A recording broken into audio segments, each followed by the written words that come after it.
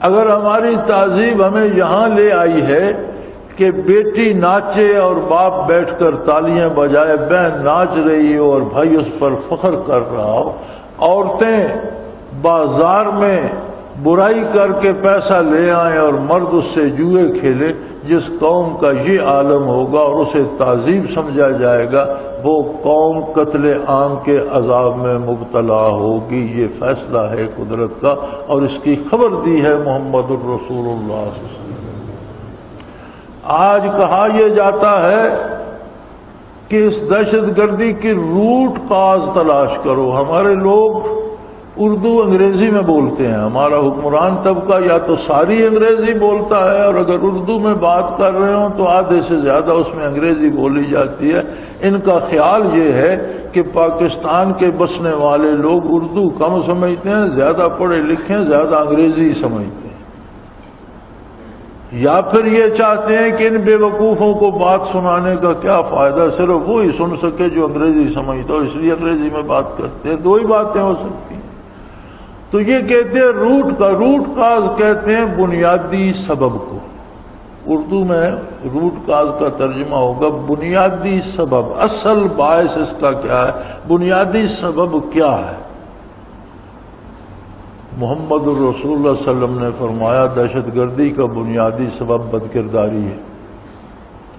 جب لوگوں میں بے حیائی اور زنا عام ہو جاتا ہے، وہ قوم خانہ جنگی اور آپس کی قتل و غارت گری میں مبتلا ہو جاتی ہے۔ اور خود کو ان لوگوں پہ قیاس مت کرو جن پر کافروں نے حملہ کیا اور وہ مقابلہ کر رہے ہیں، وہ تو جہاد کر رہے ہیں۔ ہم کس کے خلاف جہاد کر رہے ہیں؟ ہم کہ یہ بازاروں میں بندے قتل کر کے کون سا جہاد کر رہے ہیں؟ ہم مساجد میں بم پھینک کے کون سا جہاد کر رہے ہیں؟ ہم مختلف گھروں کو آگ لگا کے کون سا جہاد کر رہے ہیں؟ ہم دوسروں کو لوٹ کر کون سا جہاد کر رہے ہیں؟ یہ جہاد نہیں، عذاب الہی ہے۔ اور جسے حکمران والا روٹ کاز کہتے ہیں، میں اسے بنیادی سبب کہتا ہوں۔ اس کی روٹ کاز آپ کے نائٹ کلب ہیں، اس کی روٹ کاز آپ کے شراب خانے ہیں، اس کی روٹ کاز آپ کی بے حیائی ہے جو رات دن ٹیلی ویژن پہ دکھائی جاتی ہے، اس کی روٹ کاز وہ بے حیائی ہے جو آپ دنوں کو دکھاتے ہیں۔ اور اب تو تہذیب بہت ترقی کر گئی۔ اب تو کل میں خبر سن رہا تھا کہ پاکستان میں بھی مقابلہ حسن ہوگا اور نوجوان بچیوں کا مقابلہ کرایا جائے گا کہ ملکہ پاکستان کون ہے۔ اگر ملکہ حسن کا انتخاب ہوگا تو قتل عام بھی عام ہوگا، گھبراتے کیوں ہو؟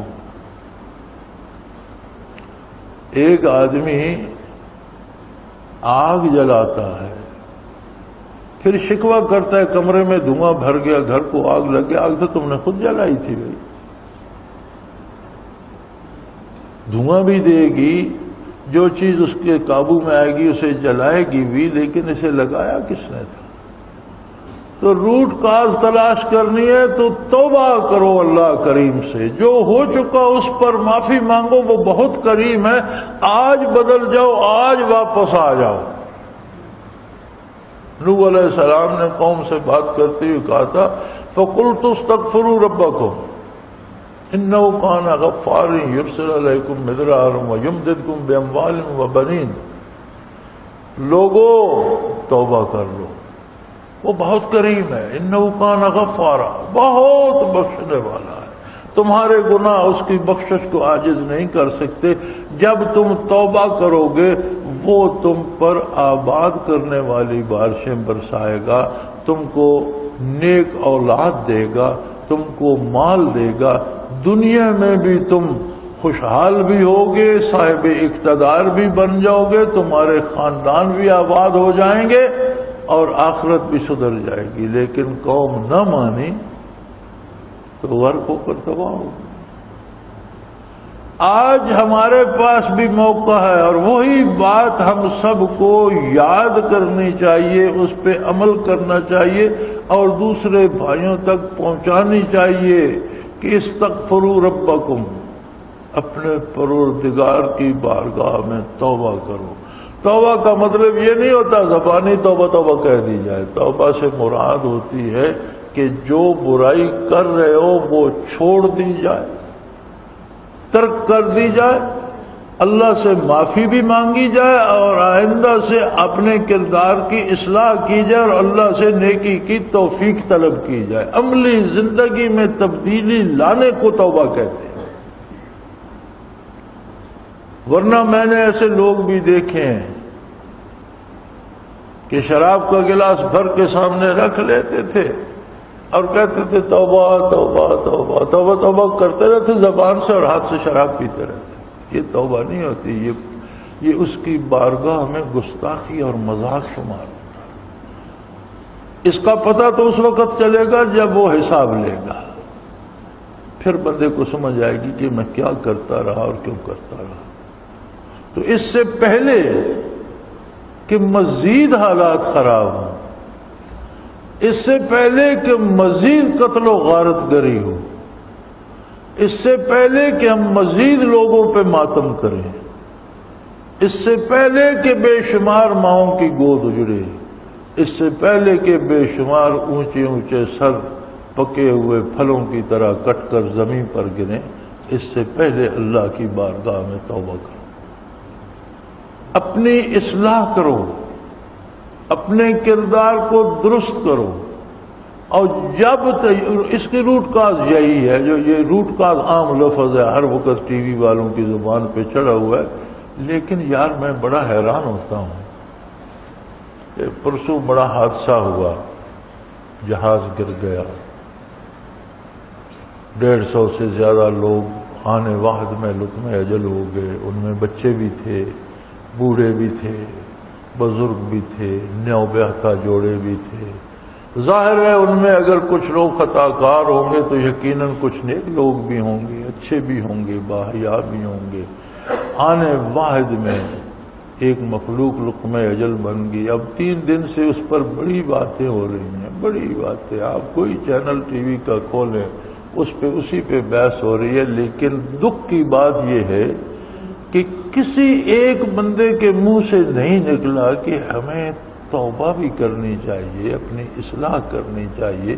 یہ کوئی اللہ کی طرف سے ہم پر عذاب آ رہے ہیں کہ ہر طرف سے بارش ہوتی ہے تو بجائے آباد ہونے کے زمینیں غرقاب ہو رہی ہیں، بندے بھی ڈوب کر مر رہے ہیں، جانور بھی مر رہے ہیں. اور جو باعث رحمت تھی ہمارے لیے باعث مصیبت بن گئی.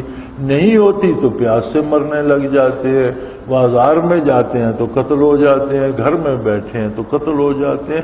تو یہ اتنی قتل عام جو ہو رہا ہے تو ہم اللہ سے توبہ کریں، اللہ سے بخشش چاہیں، اس سے سلامتی کی استدعا کریں. لیکن میں نے ان 3 دنوں میں کسی کے منہ سے یہ بات نہیں سنی. کیا یہ حیرت کی بات نہیں؟ ایک دوسرے پہ الزام لگائے جا رہے ہیں. کوئی کہتا ہے جہاز پرانا خریدا تھا کمپنی نے، کوئی کہتا ہے پائلٹ پرانا تھا، ریٹائرڈ تھا، انہوں نے پھر رکھ لیا. کوئی کسی پہ الزام لگاتا ہے، کوئی کہتا ہے ایئرپورٹ والوں نے اترنے نہیں دیا. ایک دوسرے پہ الزام لگائے جا رہے ہیں. یہ سوچنے کو کوئی تیار ہی نہیں کہ اللہ کی بارگاہ میں توبہ بھی کر. یہ بدبختی کی حد ہے، بدنصیبی کی انتہا ہے. لوگوں اللہ کی طرف رجوع کرو، اس کی بارگاہ میں آؤ اور اپنے آپ کو مسلمان ثابت کرو، اپنا کردار تبدیل کرو.